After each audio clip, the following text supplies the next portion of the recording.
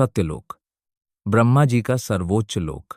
कल्पना कीजिए, आप आकाश में ऊपर उठ रहे हैं, ग्रह नक्षत्रों को पार कर, ब्रह्मांड की अदृश्य सीमाओं को लांघते हुए एक ऐसे लोक की ओर बढ़ रहे हैं जहां केवल प्रकाश है, शांति है और अनंत ज्ञान का साम्राज्य है। यह है सत्यलोक, जिसे वेदों में ब्रह्मा जी का धाम कहा गया है। सत्यलोक, जिसे ब्रह्मलोक भी कहा जाता है, ब्रह्मांड का सर्वोच्च लोक माना जाता है। यहाँ जन्म मरण का चक्र समाप्त हो जाता है। वेदों के अनुसार यह लोक सातों ऊपरी लोकों का शिखर है और यहाँ तक पहुँचना केवल उन्हीं आत्माओं के लिए संभव है जिन्होंने अनगिनत जन्मों के पुण्य, तपस्या और ज्ञान से अपने कर्मों को पूर्णतः शुद्ध कर लिया हो। यहाँ की हवा तक मंत्रों की गूंज से भरी हुई है। यहाँ समय का कोई बंधन नहीं, कोई दिन रात नहीं, केवल दिव्य प्रकाश है जो ब्रह्मा जी की सत्ता से प्रवाहित होता है। ब्रह्मा जी यहाँ से संपूर्ण सृष्टि का संचालन करते हैं।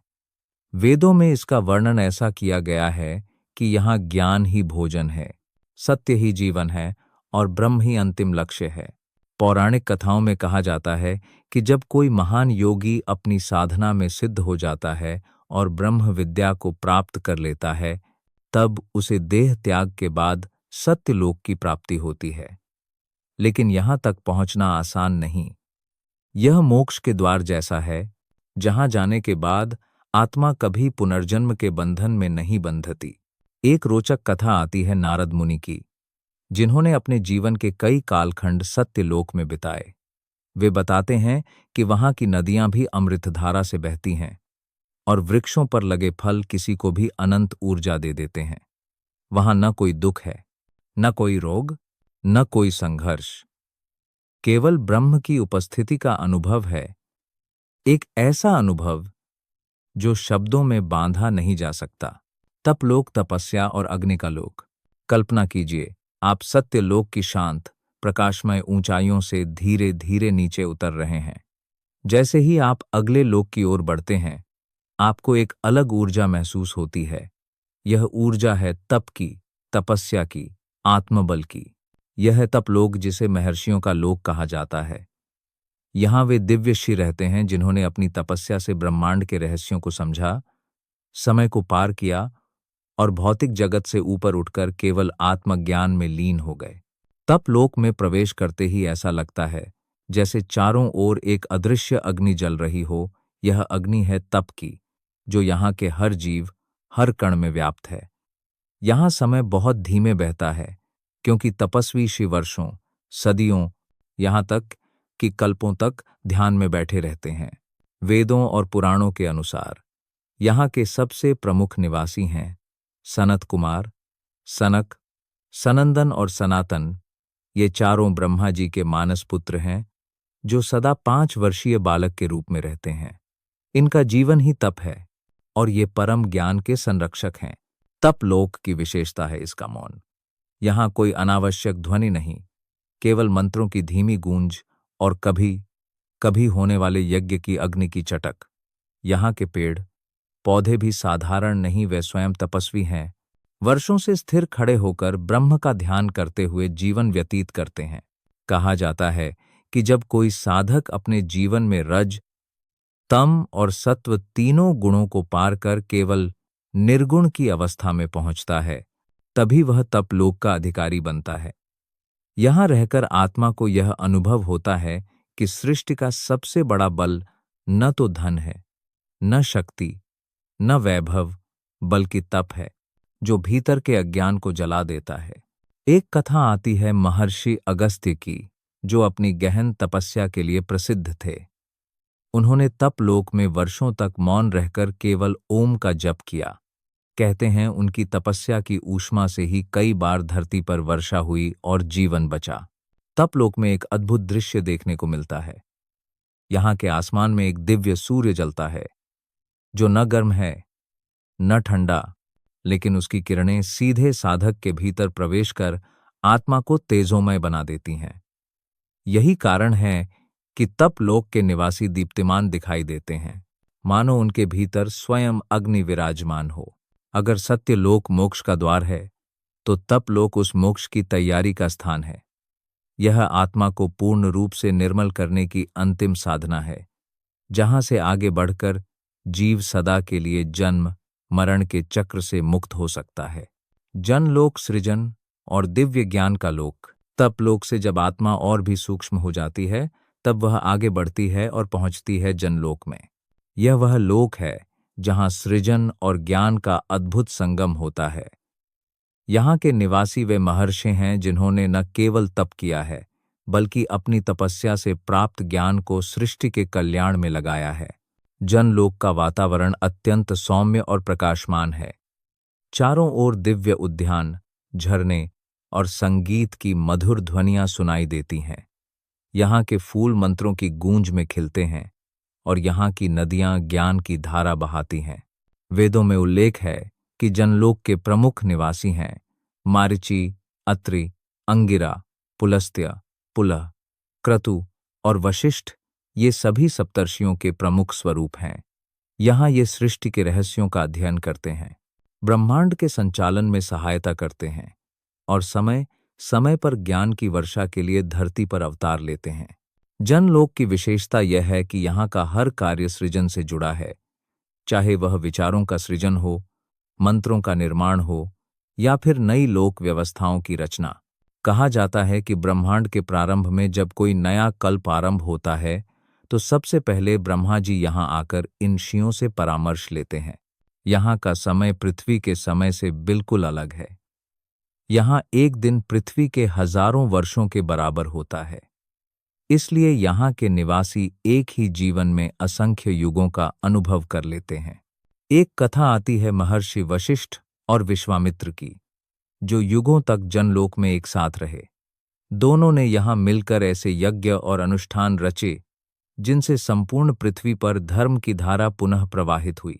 जनलोक में प्रवेश करते ही आत्मा यह महसूस करती है कि ज्ञान भी उतना ही शक्तिशाली है जितना तप। अगर तप लोक आत्मा को शुद्ध करता है, तो जनलोक उसे ज्ञान से परिपूर्ण कर देता है।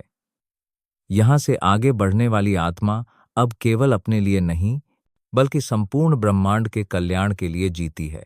महरलोक, देवताओं और महर्षियों का अद्भुत निवास। जनलोक से आगे की यात्रा आत्मा को एक और उच्चतर स्तर पर ले जाती है। महरलोक, यह लोक अपने आप में अद्वितीय है, क्योंकि यह देवताओं और महर्षियों दोनों का संगम स्थल है। यहाँ की आभा, यहाँ का वातावरण और यहाँ की ऊर्जा इतनी शक्तिशाली है कि साधारण मन या इंद्रियां इसकी कल्पना भी नहीं कर सकती। महरलोक को वेदों में तप और धर्म का केंद्र कहा गया है। यहाँ वे महर्षि निवास करते हैं जो न केवल सृष्टि के रहस्यों को जानते हैं, बल्कि समय समय पर ब्रह्मांड के संतुलन के लिए कार्य भी करते हैं। इनमें प्रमुख हैं महर्षि भृगु, महर्षि नारद, महर्षि कश्यप और अन्य दिव्यषि, जो समय की धारा में अपनी चेतना से ब्रह्मांड को नियंत्रित करते हैं। यहाँ के वन सोने जैसे पीले प्रकाश में चमकते हैं। पेड़ों पर लगे फल न केवल स्वादिष्ट होते हैं, बल्कि उनमें दिव्य अमृत का रस भरा होता है। यहाँ की नदियां प्रकाश से बनी लगती हैं और उनके जल में स्नान करने से आत्मा में अद्वितीय तेज आ जाता है। कहते हैं, जब सृष्टि के किसी हिस्से में भारी संकट आने वाला होता है, तो महरलोक के महर्षि एकत्र होकर अपने धर्म परिषद में चर्चा करते हैं और समाधान निकालते हैं।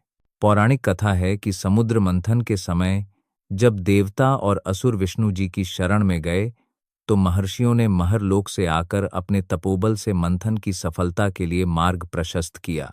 महरलोक की सबसे बड़ी विशेषता यह है कि यह कल्पांत यानी ब्रह्मा जी के एक दिन के अंत में भी नष्ट नहीं होता। जब निम्न लोक भस्म हो जाते हैं, तब भी महरलोक और उसके ऊपर के लोक सुरक्षित रहते हैं। इसलिए यहाँ के निवासी अत्यंत दीर्घायु होते हैं और युगों तक अपनी साधना जारी रखते हैं। महरलोक में समय का अनुभव और भी अलग है। यहाँ एक दिन पृथ्वी के कई हजार युगों के बराबर है। इसका अर्थ है कि यहाँ के महर्षि एक ही युग में हजारों बार पृथ्वी और अन्य लोकों की यात्रा कर सकते हैं। पाताल लोक नागों और दानवों का रहस्यमय साम्राज्य, जहाँ एक ओर महर लोक दिव्यता, प्रकाश और तप का केंद्र है, वहीं पाताल लोक रहस्य, अदृश्य शक्ति और गूढ़ विज्ञान का गढ़ है। पाताल लोक को नागों का साम्राज्य कहा जाता है। यहाँ के राजा नागराज, वासुकी, शेषनाग और अन्य दिव्य नाग हैं, जिनका तेज और सामर्थ्य अपार है। पाताल लोक पृथ्वी के बहुत नीचे स्थित है, लेकिन यह अंधकार का स्थान नहीं है जैसा सामान्य लोग सोचते हैं, बल्कि यहाँ का वैभव देवलोक से भी अधिक बताया गया है। महाभारत और पुराणों में वर्णन है कि पाताल लोक में स्वर्ण, रत्न और मणियों से बने महल हैं, जो अद्भुत प्रकाश फैलाते हैं। यहाँ के निवासी दानव शिव और नागकुल हैं, जो ज्यादातर समय अपनी विद्या, शस्त्र और रहस्यमय शक्ति का अभ्यास करते हैं। इनमें से कई दानव और नाग ब्रह्मांड के प्राचीन रहस्यों के रक्षक हैं। पाताल लोक की विशेषताएं। 1. रत्न और मणियों का नगर। यहाँ की भूमि रत्नों से जड़ी है। कहते हैं कि यहाँ की सबसे प्रसिद्ध मणि नागमणि है, जो असीम ऊर्जा और प्रकाश उत्पन्न करती है। 2. नागकुल की सभाएं। यहाँ नागों की विशाल सभाएं होती हैं, जिनमें ब्रह्मांड के गुप्त विषयों पर विचार किया जाता है। 3. दानव विद्या। पाताल लोक के निवासी ऐसी विद्याओं में निपुण होते हैं, जिन्हें सामान्य लोक में खतरनाक या वर्जित माना जाता है। पौराणिक प्रसंग। जब समुद्र मंथन हुआ, तो नागराज वासुकी को ही मंथन की रस्सी बनाया गया। यह पाताल लोक के नागों के सामर्थ्य का प्रमाण है। एक अन्य कथा में कहा जाता है कि भगवान विष्णु स्वयं अनंत शेष के रूप में पाताल लोक के शेषनाग पर विराजमान होते हैं, जो उनकी अनंत शैया है। पाताल लोक का वातावरण रहस्यमय है। यहाँ के आकाश में पृथ्वी जैसा नीला रंग नहीं, बल्कि गहरा मणिकांचन सा आभा लिए प्रकाश फैला होता है। यहाँ की नदियां दूध और अमृत से भरी कही जाती हैं, और यहाँ के फल असीम शक्ति देते हैं। पाताल लोक केवल शक्ति और रहस्य का स्थान नहीं, बल्कि यह एक संतुलन का केंद्र भी है। ब्रह्मांड में जितनी आवश्यकता प्रकाश की है, उतनी ही अंधकार की भी है, और पाताल लोक इस अंधकार की संरचना करता है, ताकि ब्रह्मांड का संतुलन बना रहे। पांचों लोकों का अध्ययन हमें केवल पौराणिक ज्ञान ही नहीं देता, बल्कि एक ऐसी जीवन दृष्टि भी देता है, जो आज के आधुनिक जीवन में भी उतनी ही प्रासंगिक है। हम चाहे किसी भी युग में हों, हमारे कर्म, विचार, ज्ञान, संतुलन और आध्यात्मिकता ही हमारी वास्तविक पहचान है। पांचों लोक हमें यह याद दिलाते हैं कि जीवन एक यात्रा है और हर पड़ाव का अपना महत्व है। अंततः जब हम इन सभी लोकों की शिक्षाओं को अपने जीवन में उतार लेते हैं, तभी हम उस परम सत्य, मोक्ष की ओर बढ़ सकते हैं, जो सभी लोकों से परे है।